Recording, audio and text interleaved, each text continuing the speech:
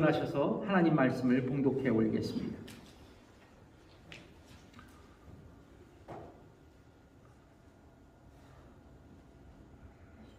하나님 말씀은 누가복음 22장 39절에서 46절에 있는 말씀입니다. 여러분이 한 절, 제가 한 절 받들어 봉독하겠습니다. 누가복음 22장 39절에서 46절. 예수께서 나가사 습관을 쫓아 감람산에 가심에 제자들도 쫓았더니 그곳에 이르러 저희에게 이르시되 시험에 들지 않기를 기도하라 하시고 저희를 떠나 돌 던질 만큼 가서 무릎을 꿇고 기도하여 가라사대 아버지여 만일 아버지의 뜻이거든 이 잔을 내게서 옮기옵소서. 그러나 내 원대로 마옵시고 아버지의 원대로 되기를 원하나이다 하시니 사자가 하늘로부터 예수께 나타나 힘을 돕더라.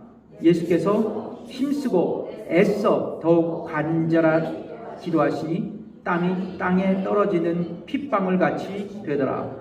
기도 후에 일어나 제자들에게 가서 슬픔을 인하여 잠든 것을 보시고 이르시되 어찌하여 자느냐 시험에 들지 않게 일어나 기도하라 하시니라. 아멘. 앉으십시오.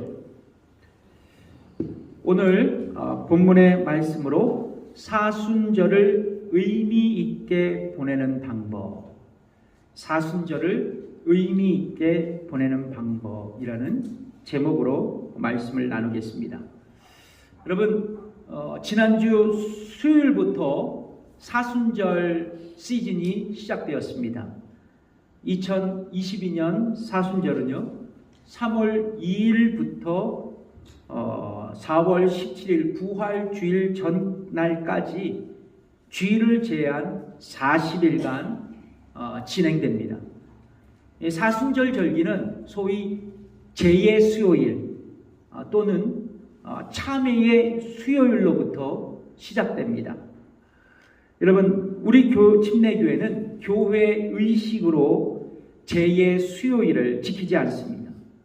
그러나 이 예식은 캐톨릭 교회, 영국 성공회, 루터란 처치, 그리고 일부 개신교 교회, 그러니까 감리 교회에서 교회 절기로 지킵니다. 그래서 여러분, 우리 교회와 또 예배 초소를 함께 공유하는 루터 교회는 지난 수요일 제의 수요일 예배를 지켰습니다. 여러분, 사순절이 시작되는 첫날인 제의 수요일에는 종려나무 가지를 태워 만든 재를 가지고 성도들의 여기 이마에 물에 적신 재를 가지고 십자가의 성호를 그립니다. 저기 우리 교육자들의 그 이마에 다 십자가가 그려져 있죠.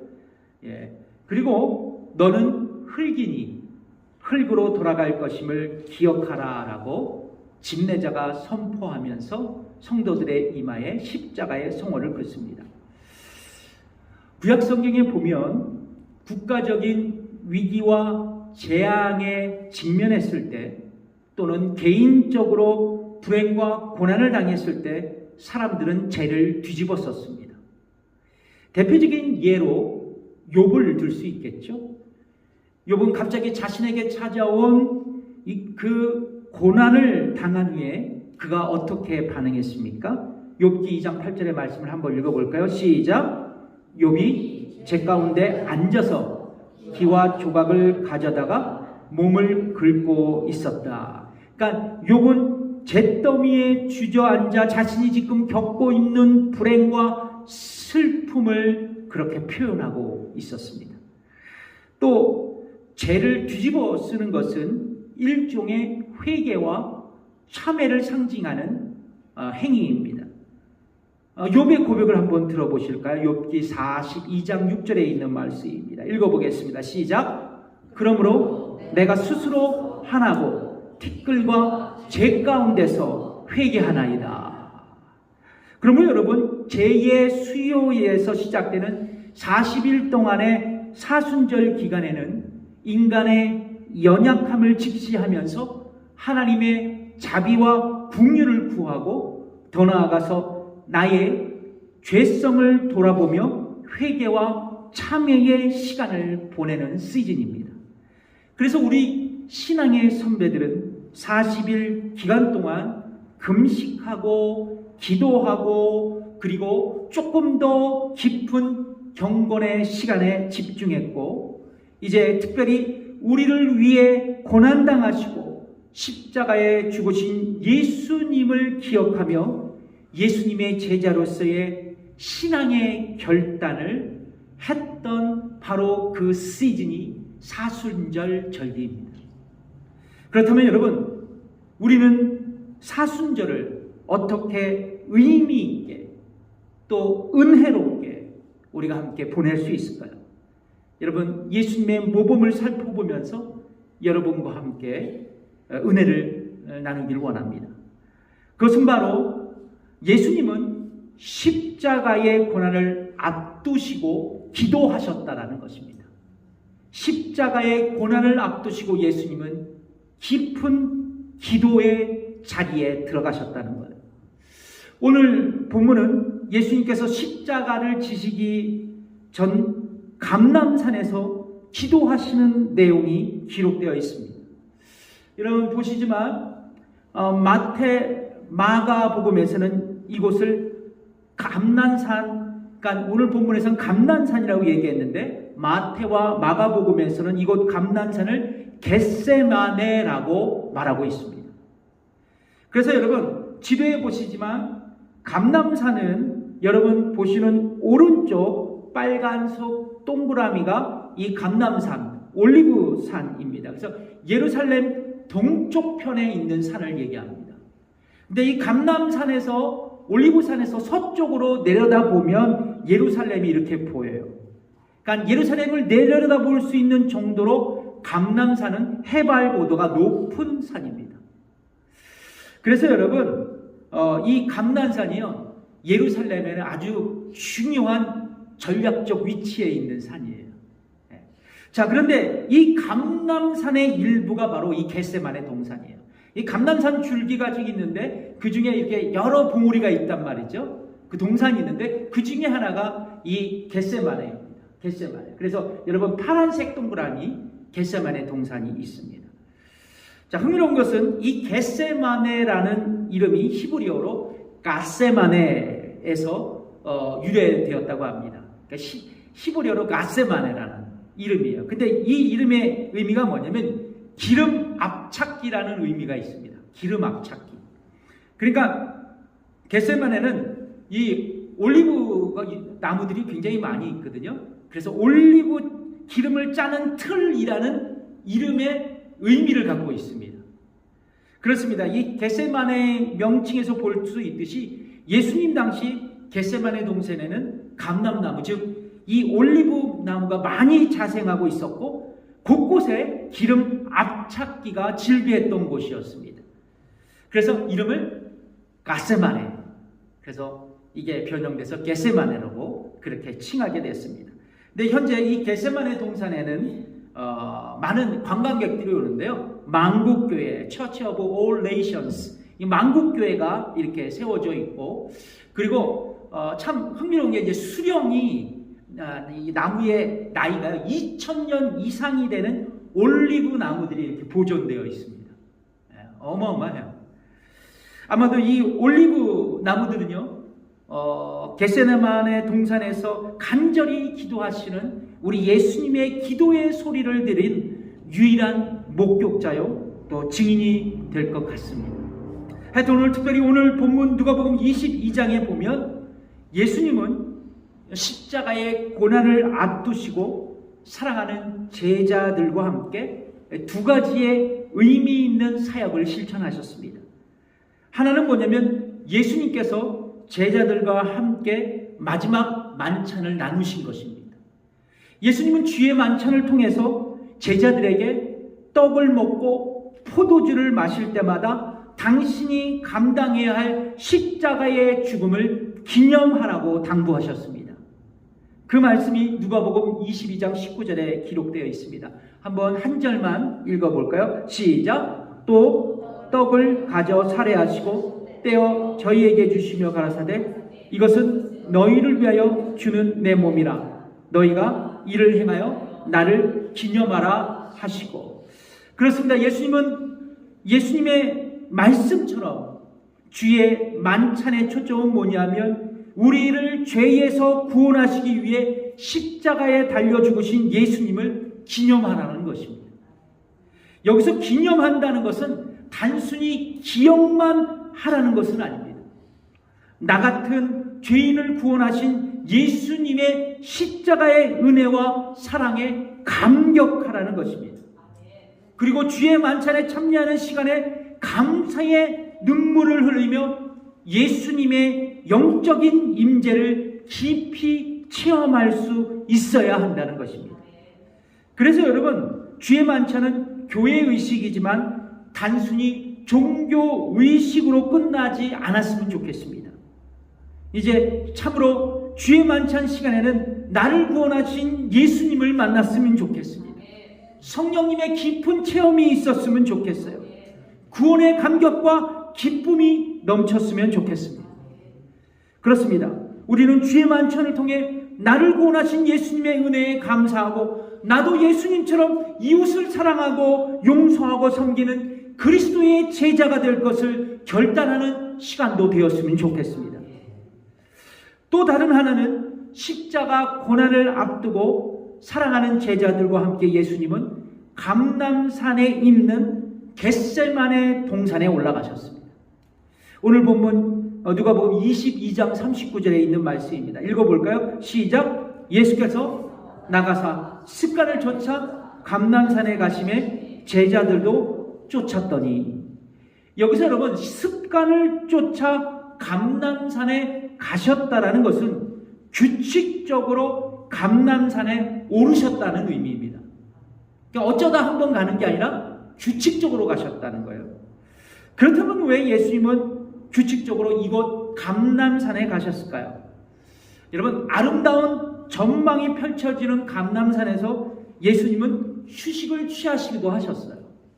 그리고 더불어서 제자들과 함께 모임을 가지시고 또한 그곳에서 제자들을 가르치셨던 예수님과 예수님의 제자들의 성지였습니다. 자, 그런데 오늘 본문에서는 이렇게 설명하고 있죠.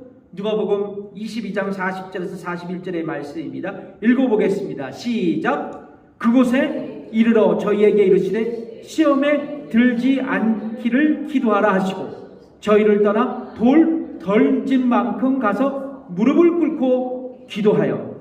그렇습니다. 이곳 겟세마네 동산에서 예수님은 제자들에게 기도를 가르치셨고 또한 당신과 제자들과 함께 당신이 기도하셨던 기도의 자리셨어요. 그러니까 겟세마네 동산하면 뭐요? 예수님의 기도의 자리였다. 성경에 보면 예수님께서 아주 중요한 일을 앞두고 뭐부터 하셨냐면 예수님은 깊은 기도 가운데 들어가신 것을 우리는 성경을 통해서 목격할 수 있습니다. 예를 들자면요, 예수님께서 제자들을 선택하셨을 때도 밤을 새워가며 기도하셨어요. 그게 누가복음 6장 12절에서 13절에 있는 말씀입니다. 읽어보겠습니다. 시작. 이때에 예수께서 기도하시러 산으로 가사 밤이 맞도록 하나님께 기도하시고 밝음에 그 제자들을 부르사 그 중에서 12를 택하여 사도라 칭하셨으니. 자, 그리고 예수님은 제자들에게 자신에 대한 신앙의 고백을 들으시고 제자들이 나를 어떻게 생각할 건가라는 것을 확인하고 싶으셔서 그 전에 저 마음의 준비를 하기 위하여 기도하셨어요. 그게 바로 누가복음 9장 18절에 있는 말씀입니다. 읽어볼까요? 시작. 예수께서 따로 기도하실 때 제자들이 주와 함께 있더니 물어 가라사대 무리가 나를 누구라고 하느냐. 그러니까 제자들을 한번 이렇게 평가해 보는 거겠죠. 자, 그리고 변화산에서 예수님께서 용모가 변화되는 거룩한 그 신비스러운 체험을 하시기 전 주님은 뭐 하셨어요? 기도하셨습니다. 그게 누가복음 9장 28절에서 29절로 있더라고요. 읽어보겠습니다. 시작. 이 말씀을 하신 후 8일쯤 되어 예수께서 베드로와 요한과 야고보를 데리시고 기도하시러 산에 올라가사 기도하실 때 용모가 변화되고 그 옷이 휘어져 광채가 나더라.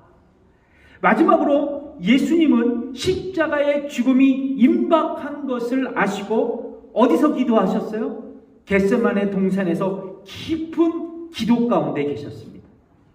여러분, 예수님의 십자가의 죽음은 하나님의 구원을 성취하는 속죄의 제사이고 예수님의 위대한 사명이셨어요.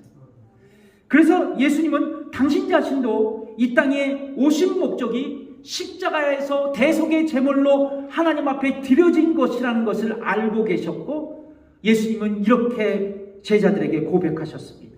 마가복음 10장 45절에 있는 말씀을 읽어볼까요? 시작. 인자에 온 것은 섬김을 받으려 함이 아니라 도리어 섬기려 하고 자기 목숨을 많은 사람의 대속물로 주려 함이니라. 여러분, 그럼에도 불구하고 예수님은 신성을 가지셨지만 또 뭐를 가지셨어요? 인성을 가지신 예수님에게 십자가의 죽음은 인간적으로 보면 공포와 두려움과 그리고 위기의 시간이었을 거예요. 여러분, 그래서 예수님은 당신이 감당해야 할 그 십자가의 처형이 얼마나 끔찍한 형벌인 것을 이미 알고 계셨습니다. 예수님이 지셨던 십자가는요, 그 당시 흔한 로마의 십자가였습니다. 여러분, 채찍과 온갖 형벌로 고난을 받은 뒤에 죄인을 십자가 위에 매달아 놨어요. 그리고 강한 못으로 손과 발을 박았습니다. 그리고 죄인을 십자가에 매달아 놓았습니다. 보통 반나절 12시간쯤 견디지만 어떤 때에는 며칠도 갈 수 있었던 사람도 있었다고 합니다. 이 십자가에 달린 죄인들은요, 죽기 전까지 끔찍한 고통을 감수해야 했습니다. 감당할 수 없는 통증, 그리고 타는 목마름, 그리고 죽음이 엄습해오는 공포, 이 모든 것을 견뎌야만 했습니다. 이런 모든 사실을 예수님도 아셨어요. 그래서 예수님은 제자들에게 이렇게 고백하십니다. 마태복음 26장 38절에 있는 말씀 읽어볼까요? 시작. 이에 말씀하시되 내 마음이 심히 고민하여 죽게 되었으니, 내 마음이 심히 고민하여 죽게 되었다.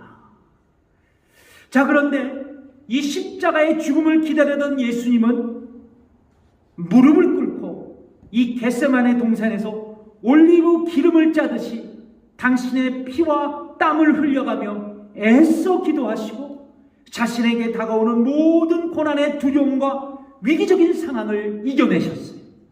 극복하셨습니다. 누가복음 22장 44절에 있는 말씀이에요. 읽어보겠습니다. 시작. 예수께서 힘쓰고 애써 더욱 간절히 기도하시니 땀이 땅에 떨어지는 핏방울 같이 되더라. 여러분, 이 지점에서 우리는 겟세마네 동산에서 기도하신 주님의 모본을 통해서 우리는 중요한 영적인 레슨 한 가지를 발견할 수 있습니다. 여러분, 우리도 예수님처럼 고난의 시간에 도리어 기도하자는 것입니다.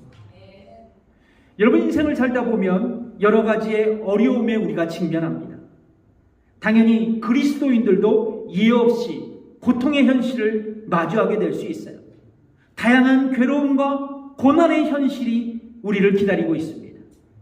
그러나 성경은 고난 중에 있는 성도들에게 이렇게 격려하고 있습니다. 읽어볼까요? 야고보서 5장 13절 시작. 너희 중에 고난당하는 자가 있느냐? 저는 기도할 것이요. 그러니까 고난당하는 자가 있냐? 저는 기도할 것이다. 그렇습니다. 고난의 시간은 결코 절망의 시간이 아닙니다. 두려움과 위기의 시간이 아닙니다. 될 대로 대답하고 포기하는 시간도 아닙니다. 진정으로 하나님께 기도하는 시간입니다. 그렇다면 사순절 시즌 우리 임마누엘 교회 성도들은 어떤 기도의 제목으로 이 우리에게 있고 또 다가오는 이 모든 고난의 시간을 극복할 수 있을까? 첫 번째입니다. 세계적인 위기적 상황을 극복하기 위해 기도해 주십시오. 여러분, 우리는 지금 대환란의 시대를 견디며 살아가고 있습니다. 여러분, 우리 모두는 팬데믹 시간을 마치고 이제 엔데믹 시대를 살아가고 있습니다. 약 2년이 넘는 시간 동안 사회적 거리를 두기를 하며 실천하며 어렵게 생존해 왔습니다. 그런데 또 다른 위기가 지구촌 사람들에게 찾아왔습니다. 그것은 바로 러시아가 우크라이나를 침공한 일입니다. 현재 러시아는 우크라이나를 향해 총 공세를 가하고 있습니다. 여기저기서 수많은 무고한 시민들이 죽어가고 있습니다. 뿐만 아니라 제3차 세계대전의 가능성마저도 점쳐지고 있습니다. 그런데 더 심각한 것은 이 코비드19의 여파로 인플레이션이 심화되고 있는 상황 속에서 이제 모든 원재재와 곡물 가격이 급등해서 경제적으로 심각한 위기들이 우리 가운데 찾아오고 있습니다. 이 모든 상황은 고스란히 저와 여러분과 같은 서민들에게 직접적인 충격이 가해질 것입니다. 그러면 여러분, 이번 러시아의 침공으로 야기된 이 우크라이나 사태가 평화적으로 해결될 수 있도록 여러분 애써 기도해 주십시오. 특별히 노약자들이, 여자와 아이들이 희생되지 않도록 여러분 특별한 마음으로 기도해 주십시오. 두 번째, 교회를 위해 기도해 주십시오. 코비드19로 비정상이 정상이 되고 말았습니다. 비정상이 정상이 되고 말았다는 거예요. 이것을 소위 뉴 노멀 시대라고 얘기합니다. 뉴 노멀 시대의 대표적인 특징은 바로 비대면 문화입니다. 대표적인 예로 중소기업 이상의 사업체에서는 현장 필수 근무자 이외에 이제 재택근무가 일반화되었습니다.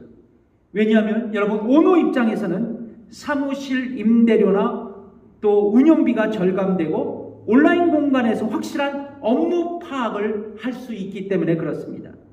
그런데 여러분, 지역교회 입장에서는 비대면 문화가 곤욕스러운 결과를 초래했습니다. 이것은 대형교회도 마찬가지일 것입니다.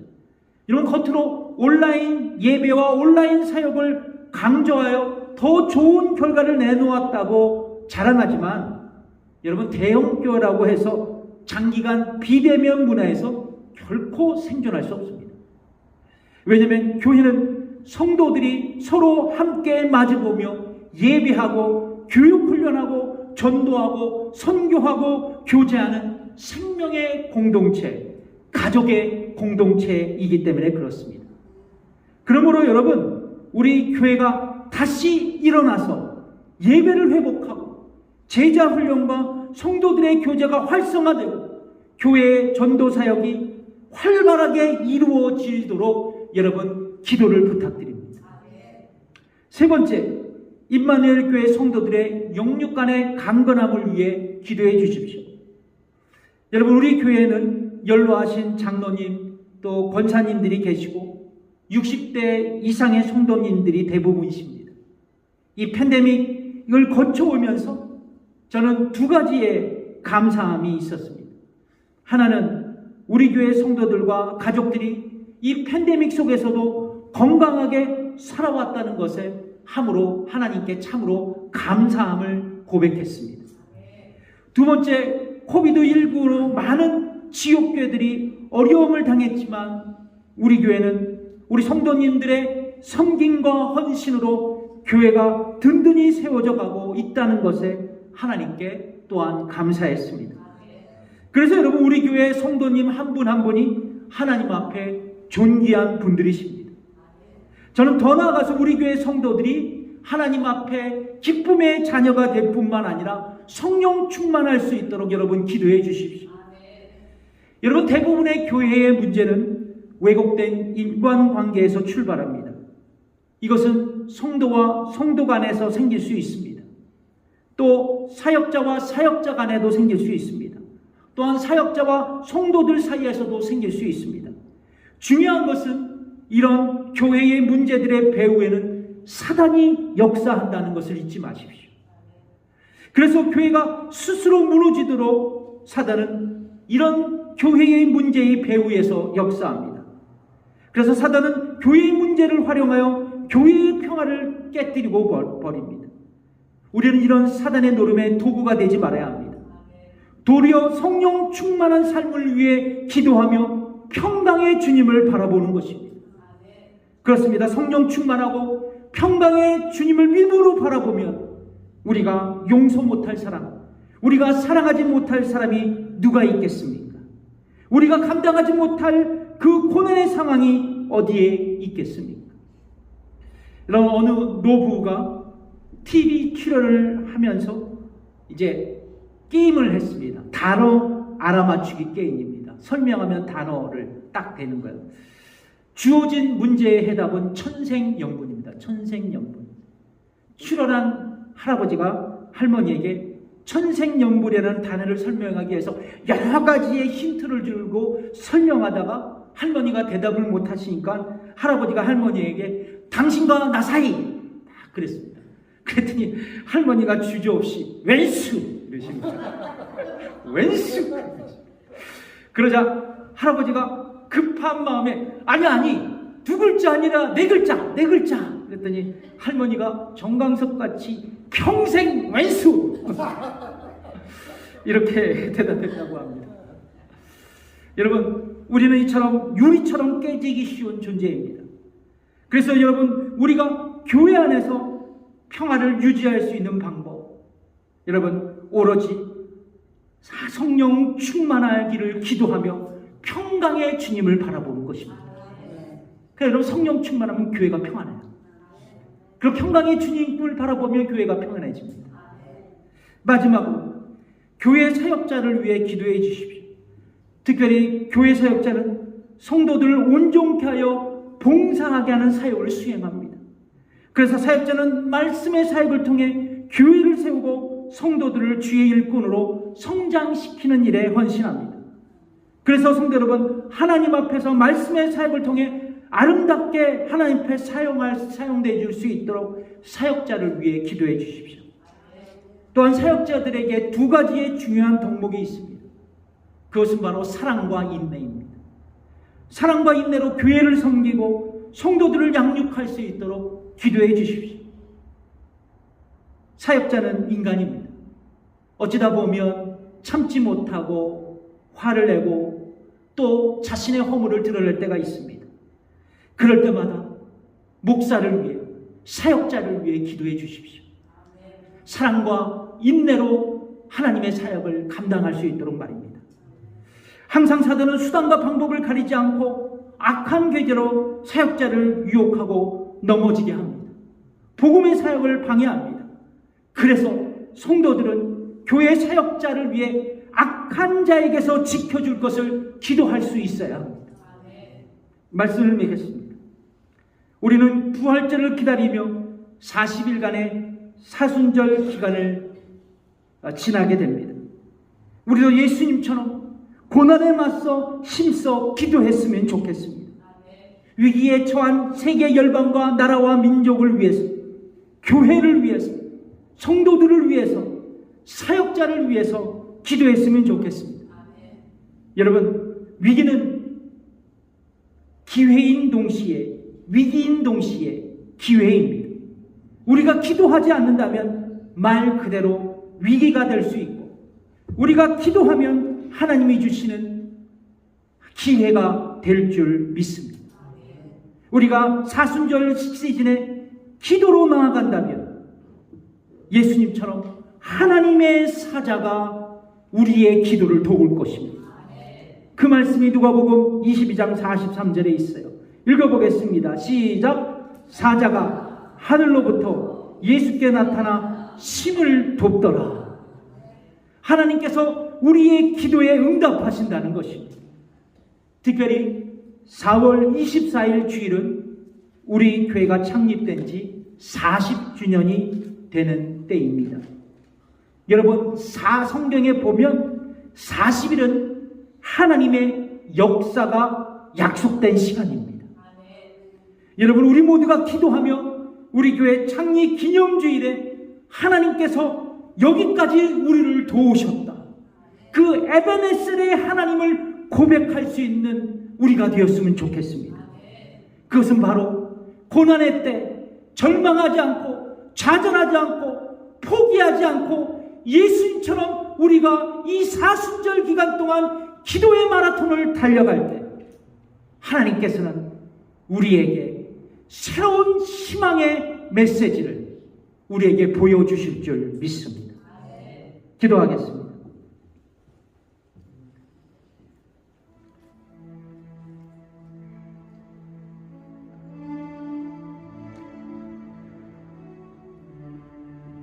오늘 우리는 사순절을 어떻게 보낼 것인가에 대한 중요한 말씀을 나누었습니다.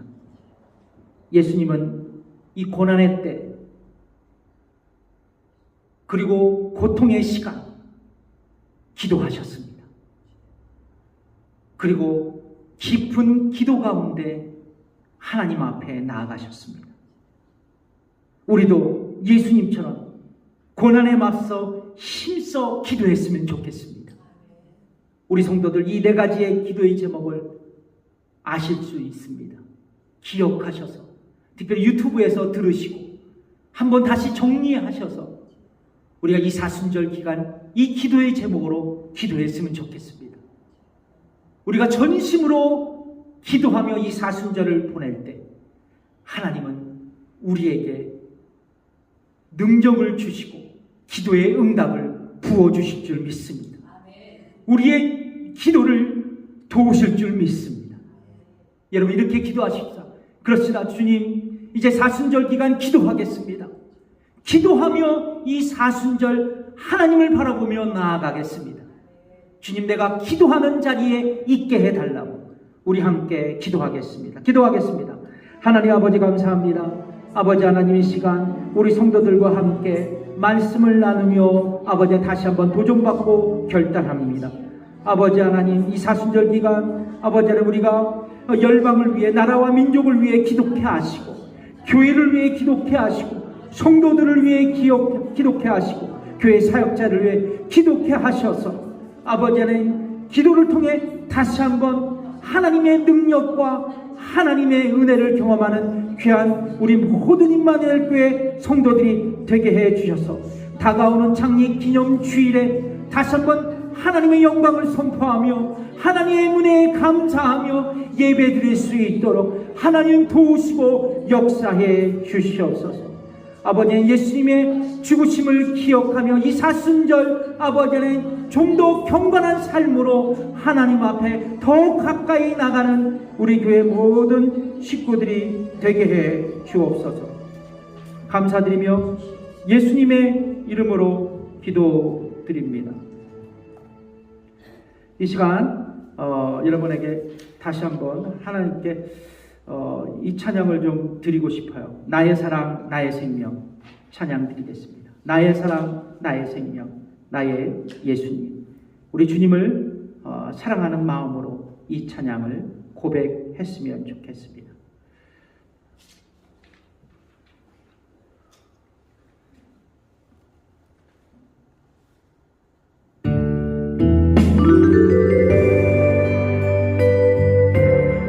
헌금 찬양입니다.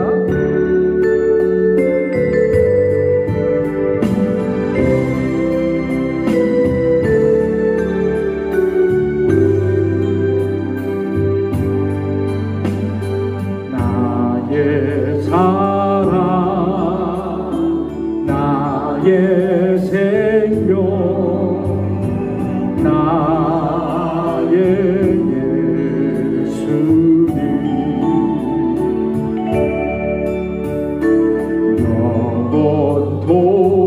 영원토록 정성 다해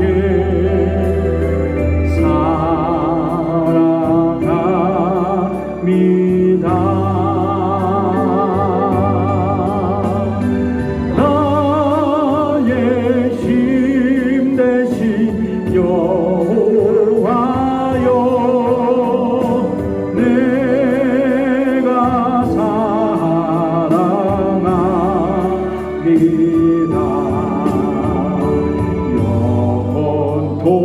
영원토록 정성 다해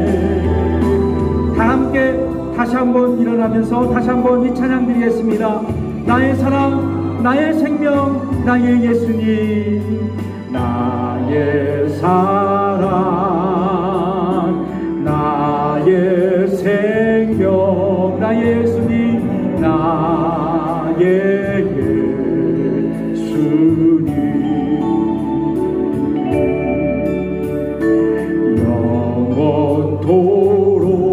영원토록 정성 다해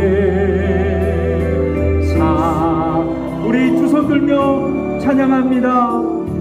나의 힘 대신 여호와여, 나의 힘 대신 여호와여 내가 사랑합니다. 내가 사랑합니다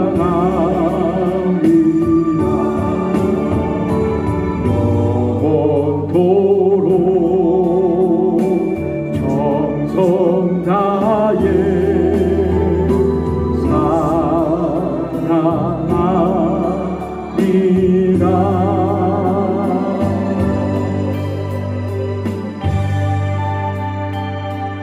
이제는 우리 주 예수 그리스도의 은혜와 하나님의 무한하신 그 사랑과 성령의 감화교통 역사하심이 오늘 예배드리고 돌아가는 성도들과 저들의 가정과 일터 위에 지금부터 영원까지 함께 하시기를 간절히 축원하옵나이다.